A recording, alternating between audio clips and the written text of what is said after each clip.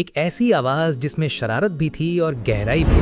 मेरे सपनों की रानी कब आएगी तू, आई रुत मस्तानी कब आएगी तू। एक ऐसा फनकार जो ना होता तो शायद बॉलीवुड के काका यानी राजेश खन्ना का सुपरस्टारडम अधूरा रह जाता। रूप तेरा मस्ताना, प्यार मेरा दीवाना, भूल कोई हमसे ना हो जाए। आज हम बात कर रहे हैं हर फन मौला किशोर कुमार की। दोस्तों, वैसे तो किशोर दा ने हजारों गाने गाए, लेकिन आज हम बात करेंगे 1971 के फिल्म अंदाज के उस गाने की जिसे रफी साहब और आशा भोसले समेत दुनिया के दर्जनों बड़े सिंगर्स ने गाया। पर जो जादू किशोर दा ने बिखेरा वो आज भी अनूठा है। आखिर क्या था?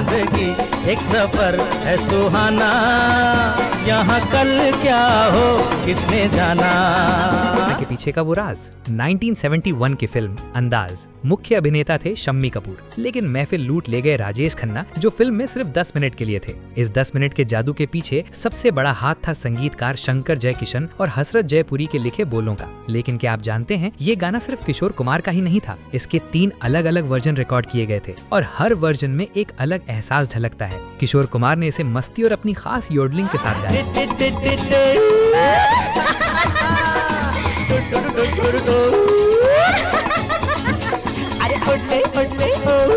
उसी गाने को आशा भोसले ने इसमें चुलबुलापन और हल्की सी नटखट अदाएं जोड़ दी। जिंदगी एक सफर है सुहाना, यहाँ कल क्या हो किसने जाना। वही मोहम्मद रफी ने उसी गाने को भावुक और गहराई भरे अंदाज में पेश किया। जिंदगी एक सफर है सुहाना, यहाँ कल क्या हो किसने जाना। हैरानी की बात यह है कि आज भी 90% लोगों को सिर्फ किशोर दा वाला वर्जन ही याद है। जिंदगी एक सफर है सुहाना, यहाँ कल क्या हो किसने जाना। यहाँ तक कि खुद आशा ताई, जो किशोर दा को अपना आइडल मानती हैं, उन्होंने भी इस बात को स्वीकार किया है। अक्सर लोग तुलना करते हैं कि अगर रफी साहब पूरा गाना गाते तो क्या होता, लेकिन संगीत के जानकारों का मानना है कि रफी साहब ने इस गाने का सैड वर्जन गाया था, जो फिल्म की सिचुएशन के हिसाब से था। जिंदगी एक सफर है सुहाना, यहाँ कल क्या हो किसने जाना। वहीं किशोर दा की योडलिंग ने इस गाने को एंथम बना दिया।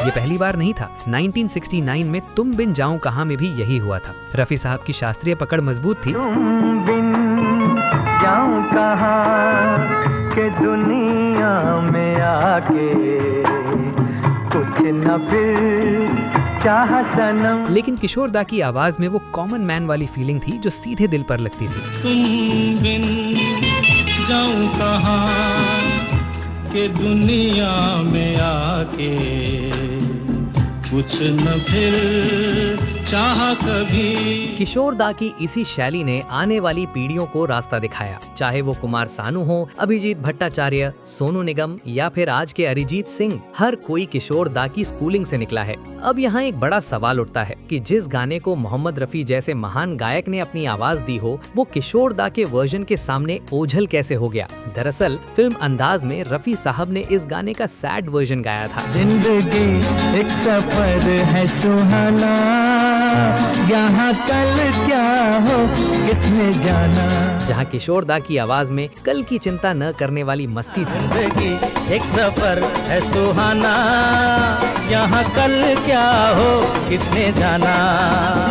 वहीं रफी साहब की आवाज में एक ठहराव और दार्शनिक दर्द था, लेकिन जनता उस दौर में राजेश खन्ना के साथ झूमना चाहती थी और किशोर दा की योडलिंग ने वो काम कर दिखाया जो दुनिया का कोई और गायक नहीं कर सकता था।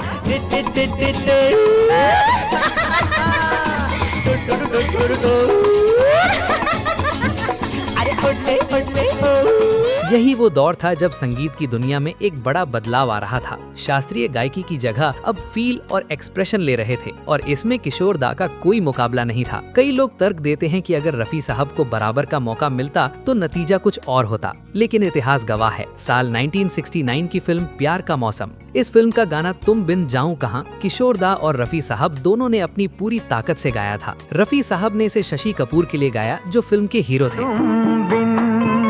जाऊं कहां के दुनिया में आके, कुछ न फिर चाहा सनम। लेकिन किशोर दा ने जब इसे गाया तो उनकी आवाज में जो रूह थी उसने चार्ट बस्टर्स में रफी साहब के वर्जन को पीछे छोड़ दिया। तुम बिन जाऊं कहाँ के दुनिया में आके, कुछ न फिर चाहा कभी। आज भी जब आप रेडियो या यूट्यूब पर ये गाना सर्च करते हैं तो किशोर दा का वर्जन ही सबसे ऊपर आता है। ये किशोर दा की महानता का सबसे बड़ा सबूत है कि उन्होंने बिना किसी औपचारिक ट्रेनिंग के संगीत के सम्राटों के बीच अपनी जगह बनाई। यही वजह है कि आज की पीढ़ी के हर बड़े गायक के भीतर कहीं न कहीं किशोर कुमार बसते हैं। इसका सबसे बड़ा उदाहरण कुमार सानू है, जिन्होंने साल 1993 में एक ही दिन में 28 गाने रिकॉर्ड करके गिनीज वर्ल्ड रिकॉर्ड बना दिया था। सानू दा हमेशा गर्व से कहते हैं कि इतनी ऊर्जा और नामुमकिन को मुमकिन करने का जज्बा उन्हें अपने गुरु किशोर दा की गायकी से ही मिला था। इतना ही नहीं, अभिजीत भट्टाचार्य की गायकी में आज भी हमें वही शरारत और नटखटपन सुनाई देता है जो कभी किशोर दा की पहचान हुआ करती मैं थी। कोई ऐसा गीत गाऊं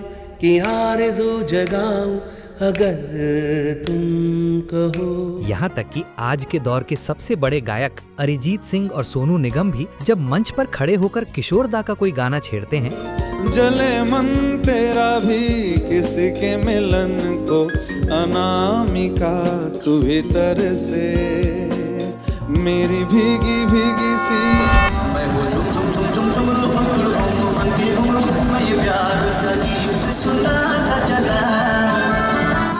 तो उनकी आवाज में एक अलग तरह का समर्पण और आंखों में वो खास सम्मान साफ दिखता है। ये साबित करता है कि किशोर दा सिर्फ एक गायक नहीं बल्कि आने वाली हर पीढ़ी के लिए संगीत की एक पूरी पाठशाला है। फ्रांस के पास्कल हेनी से लेकर जिंदगी एक सफर है सुहाना, यहाँ कल क्या हो किसने जाना, हमारे अपने सोनू निगम तक। जिंदगी एक सफर है सुहाना, यहाँ कल क्या हो किसने जाना। जिंदगी एक सफर है सुहाना को हजारों बार गाया गया है, लेकिन जब किशोर दा की वो यॉडलिंग यानी उड़ले उड़ले कानों में गूंजता है, अरे उड़ले उड़ले अरे इड़ले इड़ले तो ऐसा लगता है जैसे समय ठहर गया हो। अंत में बात सिर्फ एक गाने या एक पुरस्कार की नहीं है। भले ही उस साल फिल्म फेयर का अवार्ड मन्ना डे साहब को फिल्म मेरा नाम जोकर के कालजयी गीत ए भाई जरा देख के चलो, आगे ही नहीं पीछे भी, दाएं ही नहीं बाएं भी, ऊपर ही नहीं नीचे भी के लिए मिला हो। लेकिन आज 50 साल बाद भी जब कोई गाड़ी की खिड़की से बाहर हाथ निकालकर हवाओं को महसूस करता है तो उसके होठों पर वही तराना होता है। जिंदगी एक सफर है सुहाना, यहाँ कल क्या हो किसने जाना। किशोर दा आज हमारे बीच नहीं है, लेकिन उनकी रूह इन 7 सुरों में कैद है। वो कल भी हमारे साथ थे, वो कल भी हमारे साथ रहेंगे। तो दोस्तों, किशोर दा की आवाज का वो कौन सा जादू है जो आपको सबसे ज्यादा पसंद है? और क्या आप चाहते हैं कि मैं उस तुम बिन जाऊं कहां वाले किस्से पर सबूतों के साथ एक पूरी वीडियो बनाऊं? अपनी राय कमेंट बॉक्स में जरूर दें। अगर आपको किशोर दा के प्रति हमारा ये छोटा सा ट्रिब्यूट पसंद आया हो तो वीडियो को लाइक करें, शेयर करें और चैनल को सब्सक्राइब करना न भूलें। चलते चलते बस यही कहूंगा, कल क्या हो किसने जाना। शुक्रिया।